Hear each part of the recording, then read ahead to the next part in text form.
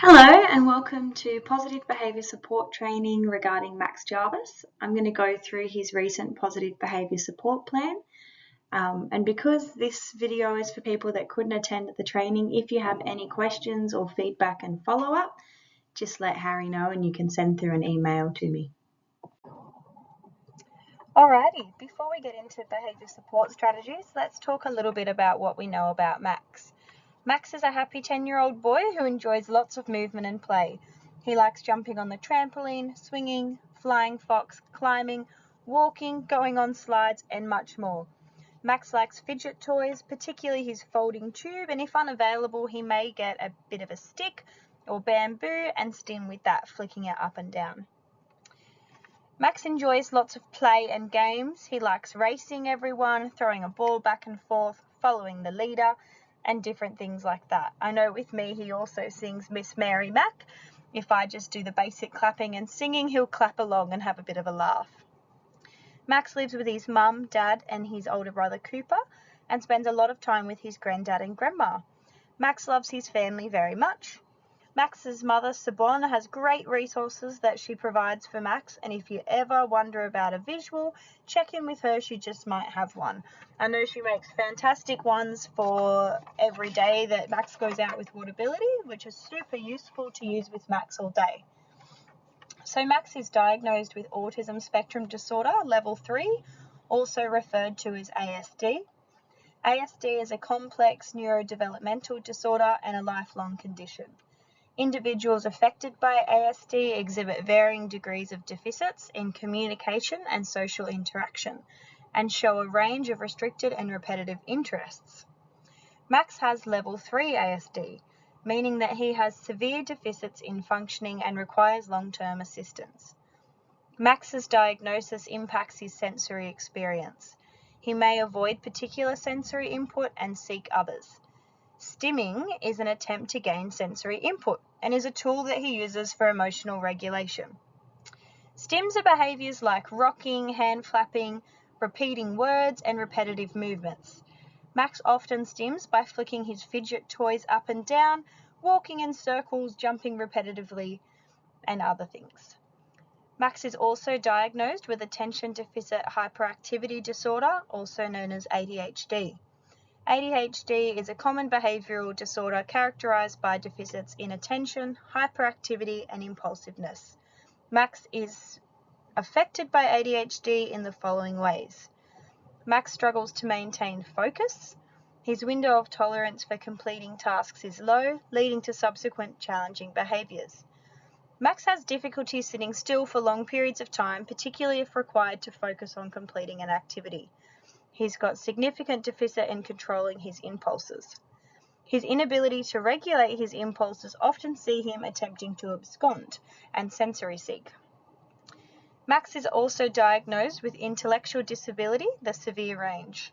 Intellectual disability is a neurodevelopmental disorder that begins in childhood and is characterised by intellectual difficulties, as well as difficulties in conceptual, social, and practical areas of living. Severe intellectual disability manifests as major delays in development, and individuals often have the ability to understand speech, but may have limited communication skills, which is our Max.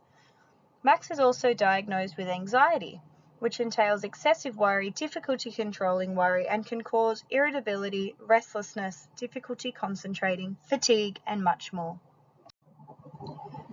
Max has 4 behaviours of concern at the moment, and you may or may not have observed these with Whatability. Behaviours of concern are behaviours that impact the well-being or physical safety of the individual or people around them. Self-injury is a behaviour that started December 2023. When Max is dysregulated or overstimulated, he will hit himself in the legs with a closed fist or scratch his legs repetitively. This is accompanied by sad vocalizations and facial expressions. This behaviour can cause light cuts and bruises on his legs. This behaviour is triggered by unexpected changes, difficulty communicating, or something not working, such as his headphones or his phone. Warning signs for this behaviour include an unhappy facial expression, slouched body, reduced engagement with an activity or person, and tense body. You'll see sort of his arms tense up before he starts to hit himself. His vocalizations are very, very unhappy, and so is his face. So it's very clear that he is distressed when it is happening. And from observations, the actual behaviour lasts about 60 seconds before Max begins to self-regulate by using a sensory toy and walking around a little bit.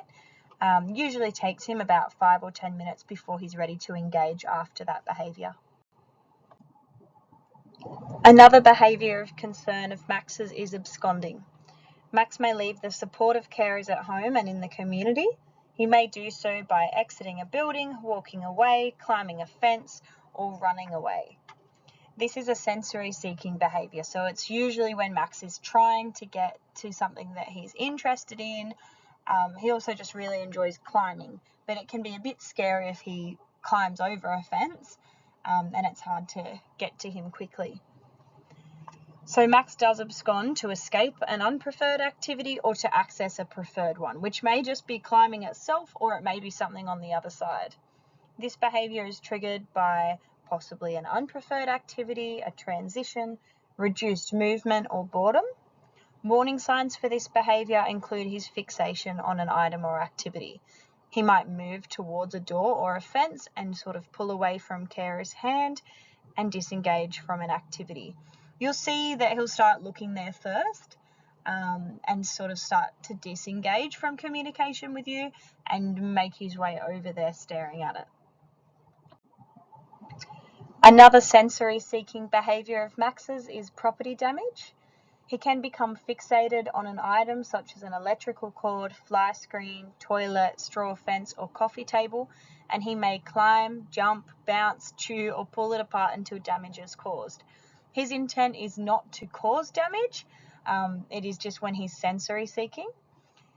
This can be triggered by unexpected changes, insufficient supervision, boredom, and obviously sensory seeking. I know at home some of the damage to property includes flushing rubber ducks down the toilet, breaking fly screen in an attempt to climb through the window. What's another one? Or he used to just break off the bamboo fencing at his parents' house and stim with it like he would with a sensory toy. Also, a new behaviour of concern for Max is genital stimming. Max may put his hand in his pants to fidget with his genitals or take his pants off and fidget with his genitals. Max does this at home in front of family and visitors to the home. Currently, this behaviour has not been reported in the school or in the community, but it is something to be aware of. Max does engage in some genital stimming in the community by laying down on his stomach and rubbing his genitals back and forth on the surface while laughing and experiencing positive sensory feedback. This behaviour is a concern due to him exposing his private body to people, which can upset non-family members and also puts him in a vulnerable position. This behaviour is triggered by positive emotions such as excitement and a want or need to self-soothe. It is a sensory-seeking behaviour. Warning signs include a hyper giggle, starting to touch himself on the outside of his pants, and his eyes will look up. So his eyes usually go up while it's happening. There are times that Max may touch himself on the outside of his pants, and that just means he needs the bathroom. Anytime you see this behaviour, the first response should always be checking if he needs the bathroom. Second response is to redirect him to a different sensory soothing activity and possibly something that tries to keep his hands busy. If he was to expose his genitals in the community, it is best to just remind Max, hands out of pants, and then encourage him to follow you to the bathroom and wash his hands, and then redirect him and get him involved in some different play. The first section of the Positive Behaviour Support Plan is proactive strategies. Proactive support strategies are focused on reducing the likelihood of behaviours of concern and allowing an individual to be as successful as possible. Proactive support strategies are intended to make sure the participant has what they need and want on a day-to-day basis and includes teaching new skills. Proactive support can be understood as preventative strategies. So the first proactive strategy in the plan is environmental adjustments. These guidelines aim to provide supports with recommendations about how to shape the environment for Max and minimise triggers. The environment refers to the physical environment and the psychosocial environment, which is the interrelation of social factors with an individual's psychosocial thoughts and behaviour. Key strategies to ensure a stable, supportive psychosocial environment include effective regulation, attunement, limiting of challenges, communication, active listening, and validation. Environments that can be challenging for Max include environments where Max feels surrounded, such as in the classroom, loud and bright environments, fast-paced activities that are rushed or time-limited, and environments where Max receives multiple instructions or demands. Behaviour is more likely to occur in an environment that Max finds challenging, as his capacity to cope is already being stretched before the introduction of a triggering stimulus. It is important to be aware of this and respond accordingly. When Max's behaviour begins to deteriorate, ask yourself whether the environment has exceeded his capacity to cope. So this is why effective regulation and attunement is key. Regulation refers to being able to adjust to change. Self-regulation is when an individual is able to adjust their internal state in response to change, for example, calming yourself down or cheering yourself up when needed. Dysregulation is when an individual is unable to control their emotional response outside of the typically accepted range. Children with neurodiversity develop regulation skills much slower than other people their age. This is why it is very important to be attuned to them. So attunement means being able to notice changes in another person's internal state by using their facial expressions, tone of voice, and energy levels. It is about paying close attention to the shifting emotional and physiological cues of others, which helps us tune into how they are feeling. Being attuned to Max means knowing what his facial expressions, body language, tone of voice, and vocalizations mean. For example, if he touches himself on the outside of his pants, you might know to check if he needs the bathroom. If he makes loud, sad vocalizations, you might know that he is distressed, something isn't working, or he is having some challenge. So what are some signs that you might have noticed with Max? Have a think about how well attuned you are to Max.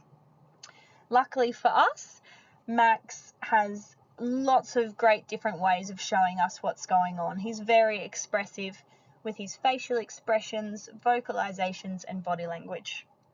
So co-regulation is when one person's internal state and body language can help another person change their internal state.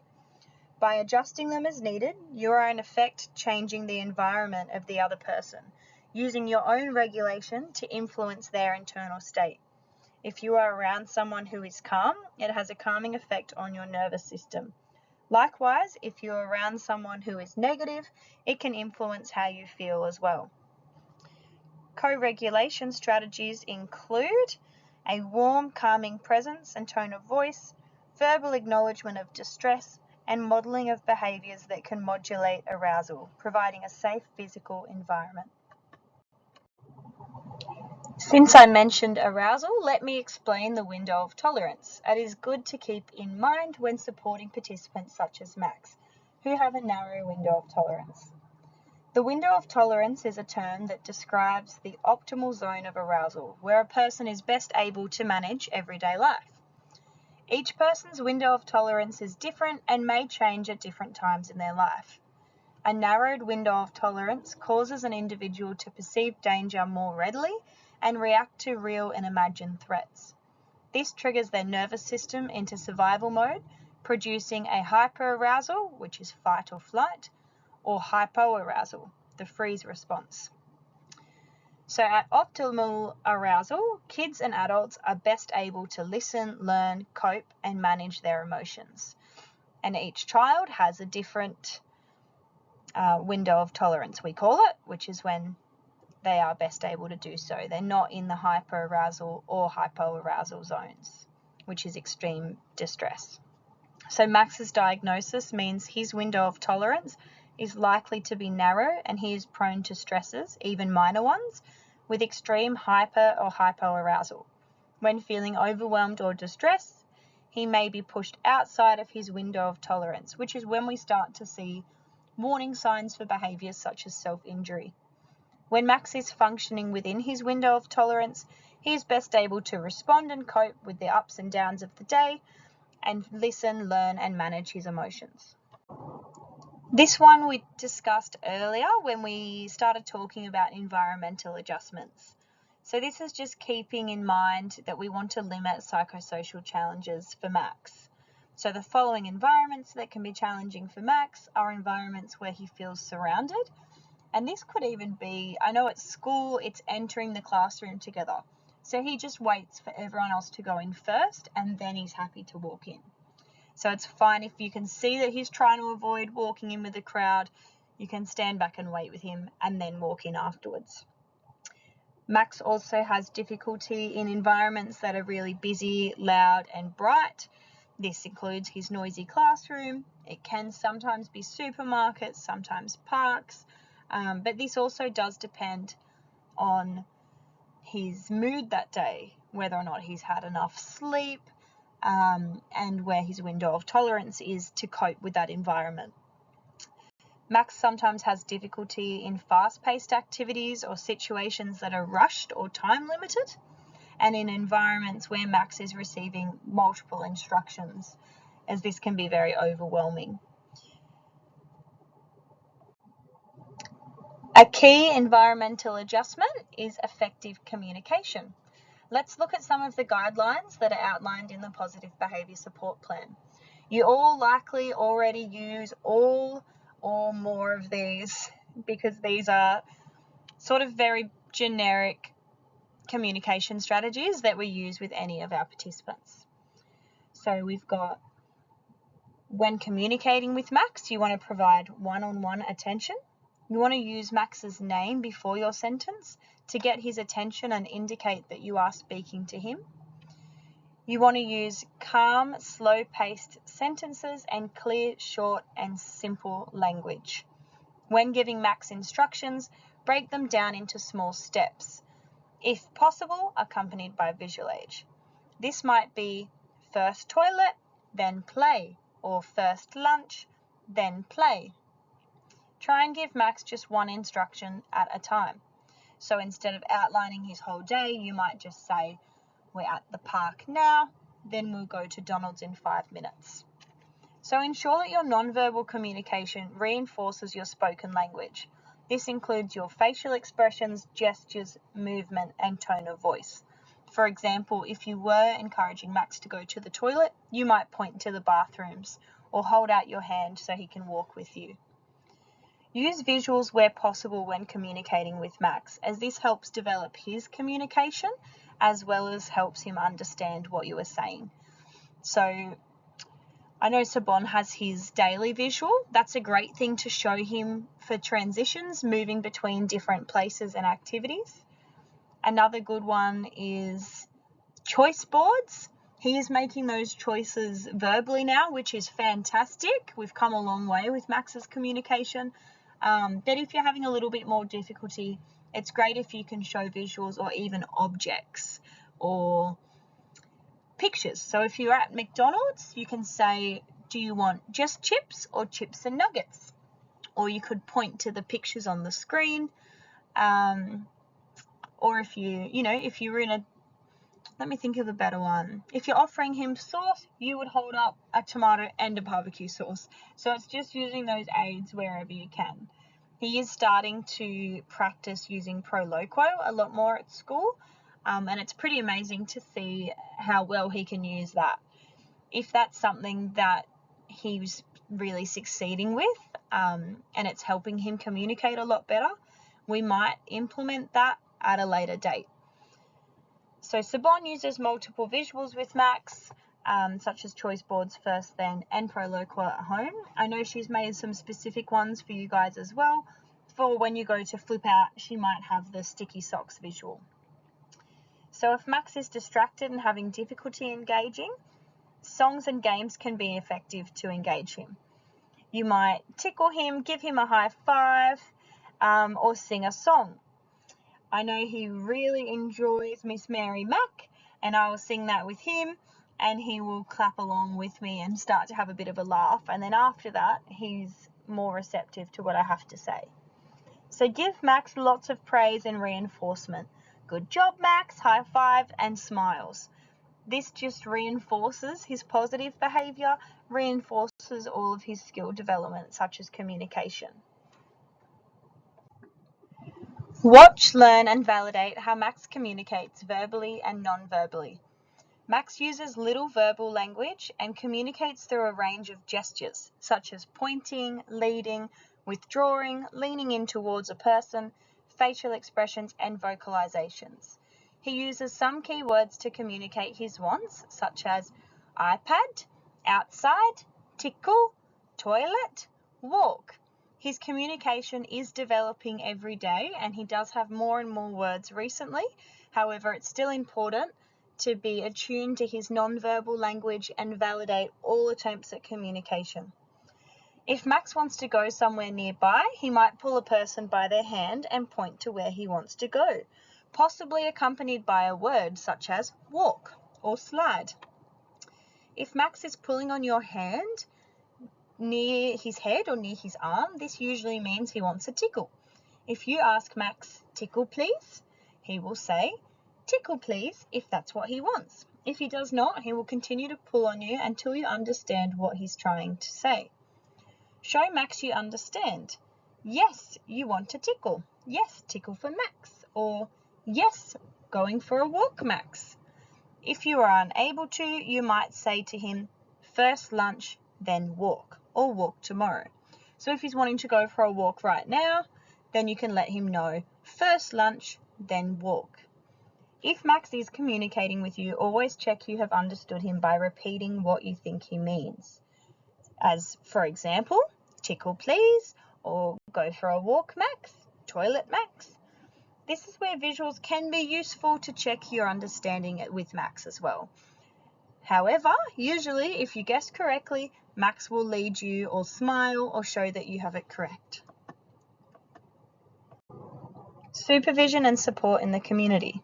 When supporting Max in the community, we want to ensure he has access to sensory regulation items. We want to ensure that he's safe, so we're holding his hand if we're crossing the road or in the car park. We need to have clear and consistent expectations with Max, such as that he waits for us and he holds our hand when crossing the road. And if you're at the park, active support is great, as this keeps him engaged in the equipment, in the activities at the park, and he may not be as likely to venture off and possibly abscond. While we're in the community, we can also remind Max of road safety and use this to help developing the skill. So when crossing the road, make sure Max is holding an adult's hand, and you can remind him, stop, look, listen, and think, and safely cross the road together. If you want to, you can sing the Thingle Toodle song, which is that stop, look, listen, think, doodle-doodle-doot. You may not want to, but Max does know this song, and he responds quite well to it, so it can be a bit of a fun way of practicing that skill. Sensory regulation. Sensory breaks are important for Max, particularly movement opportunities. They improve his regulation, well-being, and focus.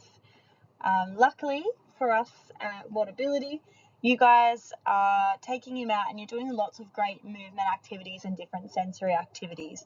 He has his lunch break with preferred snacks. He has options to do the park, do shine shed, do jumping. There's lots of great sensory things happening for him, which is great. And there's not that he needs enough focus to be doing schoolwork or anything like that. But the constant movement and sensory regulation does help Max focus on listening to you and following instructions throughout the day. So I've listed some different examples here, which is like jump on the trampoline, different food items, tickles, playground, singing songs and clapping. All of those things are all sensory regulation activities that we do throughout the day.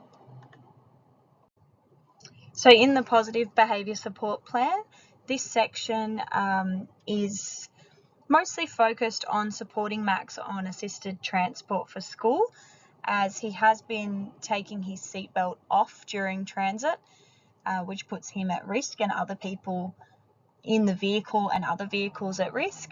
So he now does have a seatbelt buckle, a restrictive practice on school transport, but it hasn't been reported that this is happening at Waterability or in Mum's car, which is fantastic.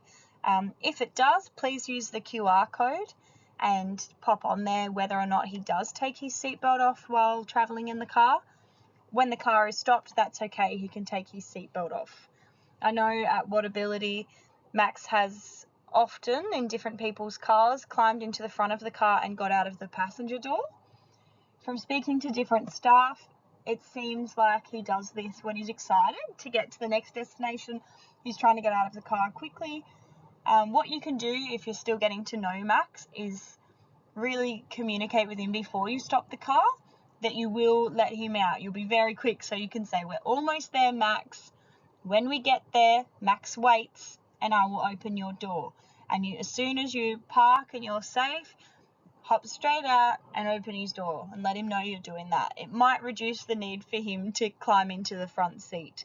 And if he is having trouble sitting still for long periods of time in the car, you might offer him some sensory toys or a book or something like that he can entertain himself with. Routine and structure is very important to Max. Max is more likely to positively engage when he knows what is expected of him and what the plan is for the day. At home, Max has a consistent routine. During our behaviour therapy sessions, Max has a consistent routine. When I arrive, I show him a first then visual, and it will say 15 minutes work, then play. And then at the end of the session, I will offer him a choice. Do you want to go on the trampoline or the swing? And Max will choose which one he wants to do. And throughout the session, if he's getting a little bit restless at the end, I just like to remind him, 5 more minutes and then we play. 5 more minutes, and he's able to do that, which is fantastic. So I know there's a great daily schedule that Sabon makes for Waterability, and that has every item for the day listed, 1, 2, 3, 4, 5. This is a great resource to use with Max throughout the day to let him know what is happening and when transitions are happening. So if you were going to McDonald's after Shine Shed, you could show Max the picture and say, first 5 minutes Shine Shed and then Donald's. And just keep reminding him of that, showing him the visual and sticking to that consistent routine following the great visual that Sabon has provided. She does lots of great things with Max. Social support. So this is just about developing some of Max's social skills when you're out in the community with him. You can model appropriate social skills such as greeting people, allowing personal space and using your manners. If he's at the park and he's trying to go up the slide and other kids are coming down it, you can model to him that you need to climb up. So you might say, "Come on, Max, we've got to go this way. And you can say to him, you can point at the slide and say unsafe, and then show him the safe way, safe.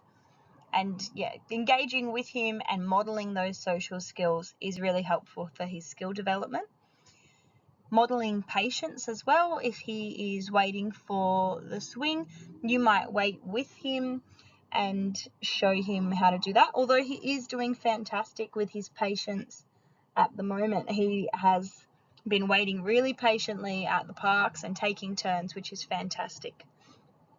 So reminding Max of personal space when you're out in the community.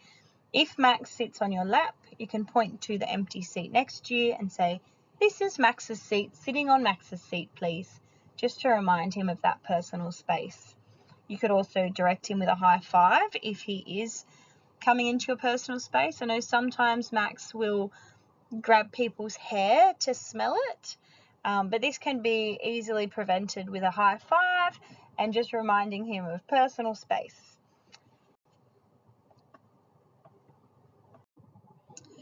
Alrighty, daily living skills. This is again just how we can support the skill development of Max's daily living skills. After the training today with the team, it's been pointed out that Max only does poos at home, which is something that we don't have to worry about. We're only going to focus on that skill development at home.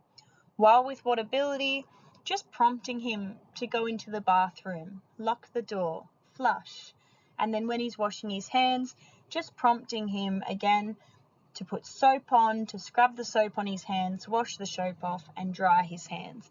That's all part of developing those skills throughout the day, actively supporting him and providing regular prompts. And praise as well. Anytime he does any of the target behaviours that we're after or follows any prompt, lots of praise is fantastic. High fives, smiles, and good job, Max, all of that. We have already talked through this a little bit in our effective communication area, but this is just again about supporting Max's communication skill development. And how we can do that is validating Max, repeating back to Max what we believe he is communicating, following through if Max does ask for something, to follow through if you can. If you're at the park and he says slide, go with him to the slide and go down the slide. Praise Max for all effort to communicate as well. Anytime he uses words, gestures, body language, praising Max for communicating with you is great. Another way to develop that skill is encouraging him to communicate as much as possible. So if we know that when he touches his genitals on the outside of his pants, that's when he needs the bathroom, we still want to check in and encourage him to tell us by saying, Max, do you need toilet? Max, toilet? And if Max is saying toilet, we go, good job, Max, let's go to the toilet. So it's just all of that, we know him really well, which is fantastic, and often we know what he is trying to communicate, but we still want to make sure that we've understood him correctly and then validate and praise all communication. The next couple of slides are just some examples of communication tools that Max can use.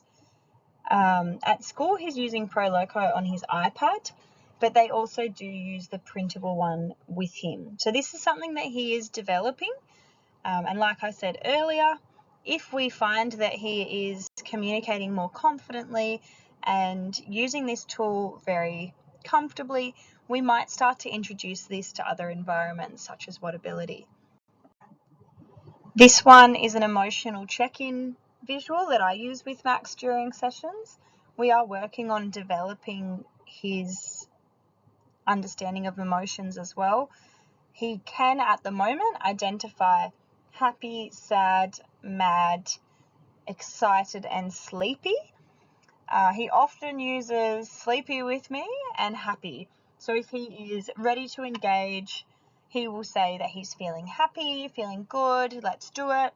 And if I can tell. So he will say sleepy, and I can already see he's a bit withdrawn, a little bit slouchy in his body language and not super engaged. And if he says he's sleepy, I will usually say to him, okay, we'll just do one today and then play. And so I'll just get him to work through maybe one sheet with me, and then I'll do some play with him and then leave. Or if he doesn't want to play, I just give him access to some of his different sensory toys he enjoys, and then I say farewell. So it's a really great thing just to check in with him. Obviously, if you think any of these visuals would be useful, feel free to copy them off this PowerPoint or get Harry to contact me and I can send through some different ones for you.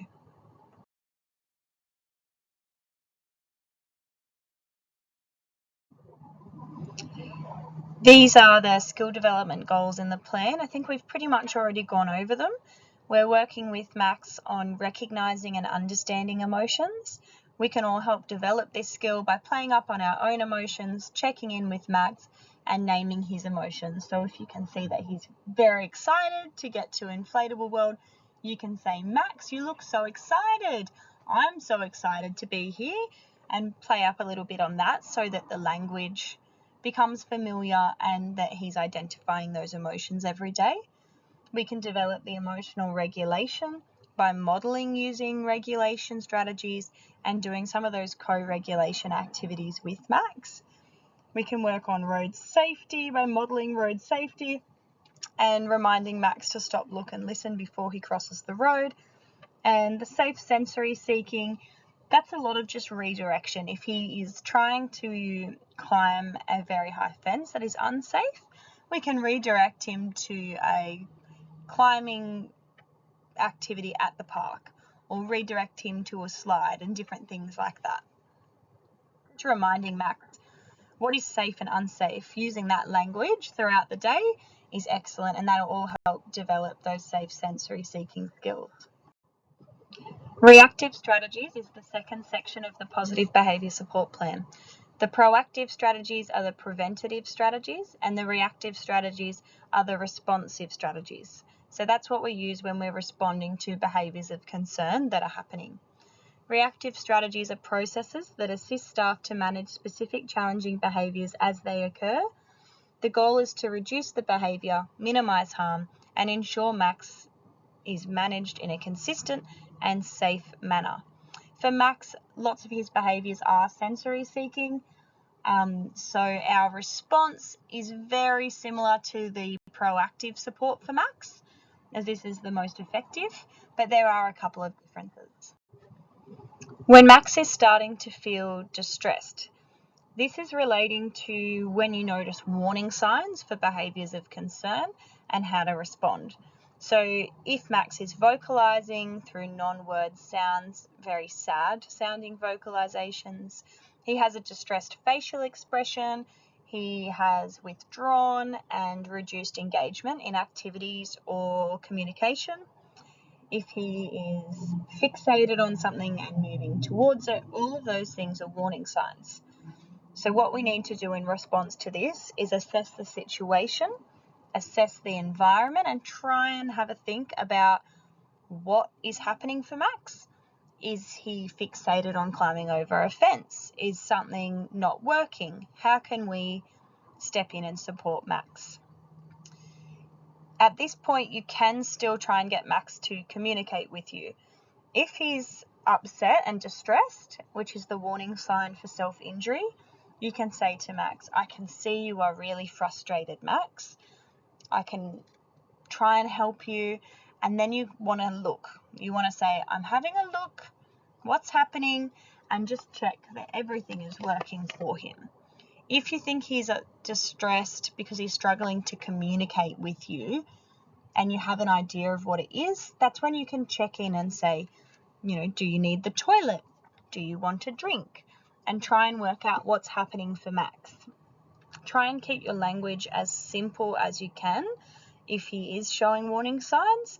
As he is starting to be a bit escalated, it might be escalated as in he is starting to feel really frustrated or distressed, and it might be escalated as in super excited and super sensory seeking. If you can, try and redirect Max to a different regulation activity or a different, fun activity where you are. And if he's unable to be redirected, that's when you just need to keep trying to assess what it is. Is something in the environment possibly triggering him? Okay, this is about how to respond to the behaviour when it is happening.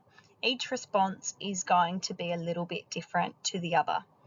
So if Max is self-injuring, you need to straight away try and reduce any possible triggers in the environment. So you might be reducing the noise, reducing the number of people around Max, or reducing demand and language.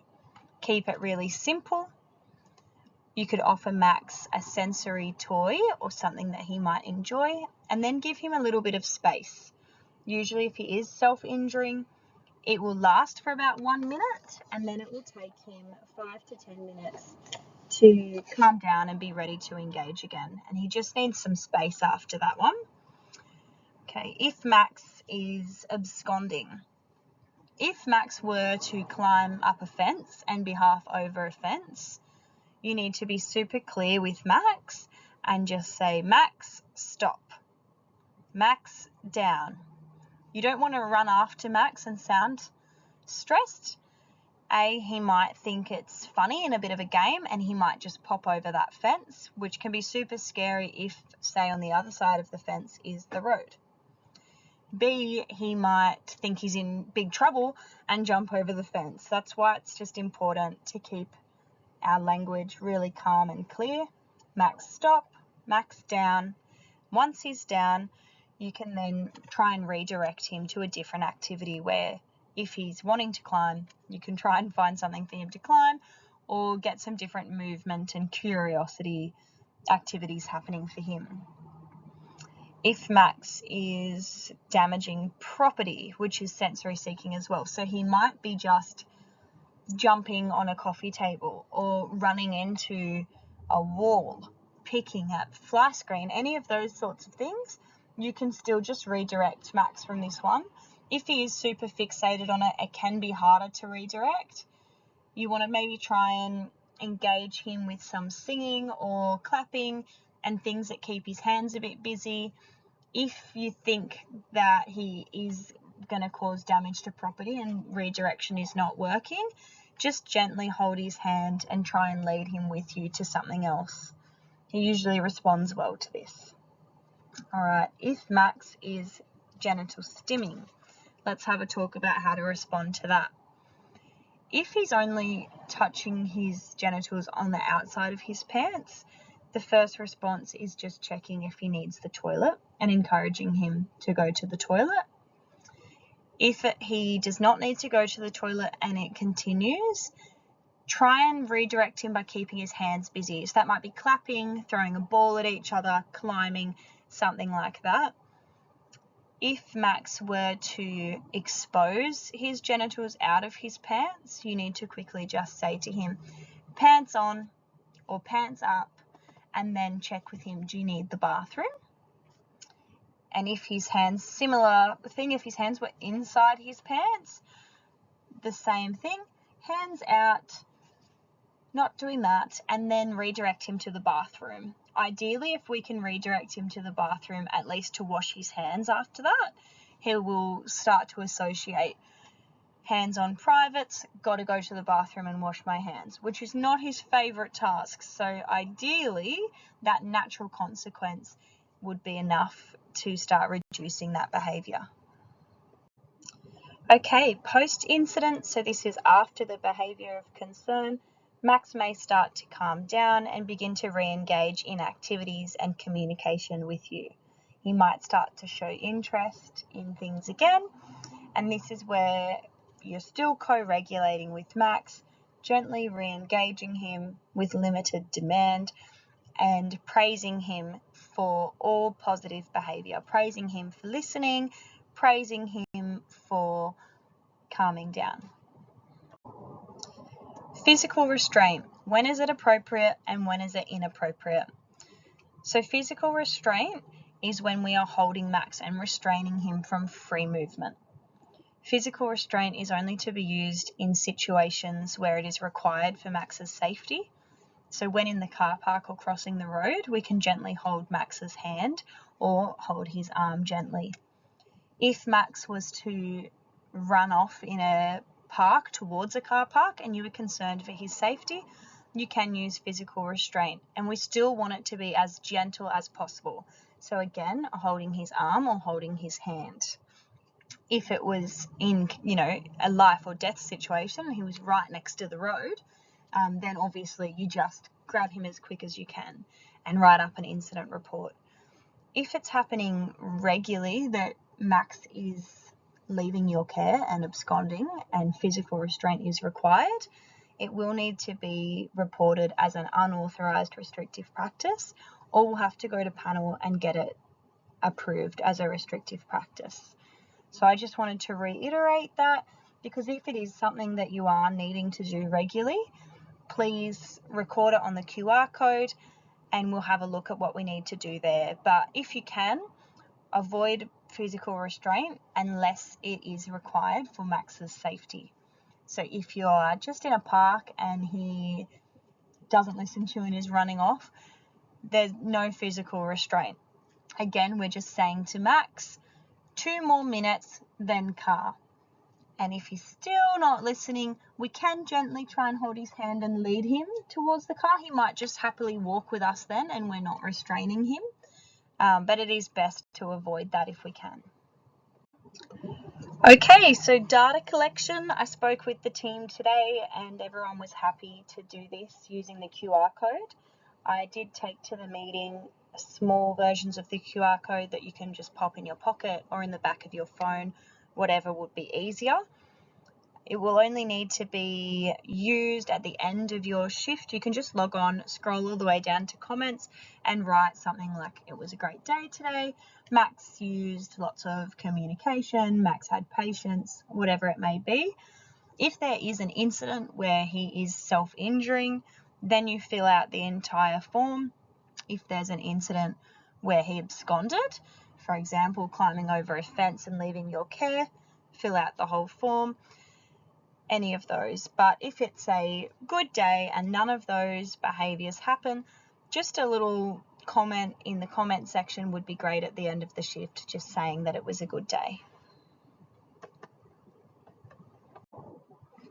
If you guys have any questions about the positive behaviour support training, specific challenges with Max, or different strategies and ideas, please don't hesitate to contact me via email or via the phone anytime from Monday to Friday. I'll get back to you as soon as I can.